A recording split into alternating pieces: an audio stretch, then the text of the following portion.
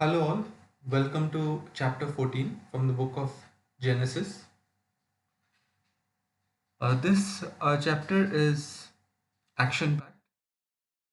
In the beginning of this chapter, we see that four kings, led by Kidor Lo-omer, fight against or are in war against five kings, which include the kings of Sodom and Gomorrah.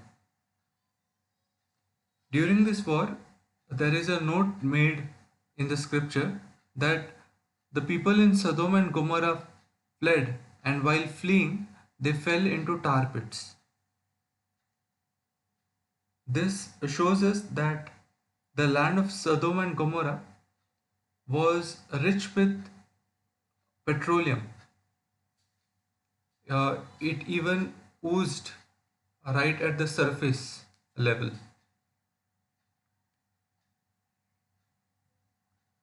We then see that during the war, Lot is captured. A survivor informs the same to Abraham. Abraham then gives chase with his 318 trained servants to win Lot back. Abraham divides his men into two groups during the night and goes into battle and is able to win the captured people, goods, and even a lot.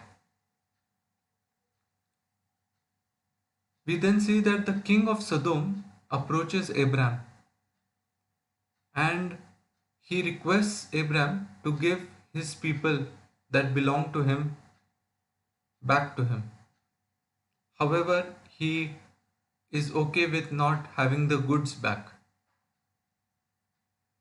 Abraham, however, gives both the goods as well as the people that belonged to King Sodom. This chapter makes a reference to a king of Salem called Melchizedek. He is also mentioned as the priest of the Most High God. This king approaches Abraham and he goes on to bless him. Abraham also is seen to give a tithe or one-tenth portion to King Melchizedek. Melchizedek is one of the most monumental references that we have in the scripture because he is referred as a priest. There is no real mention with regards to his past or future in the scriptures. This is the only reference that we have in the scripture where he comes and uh, speaks with somebody, or there is some kind of an action behind this figure. This reference is monumental because in the coming chapters, in the coming books, we will see that God promises a Messiah, and the Messiah needs to fulfill two criteria. One is he should be from the line of David, from the lineage of David, and secondly, he needs to be a priest. We see that any person who came from the lineage of David could not enter the holiest of holy as a priest.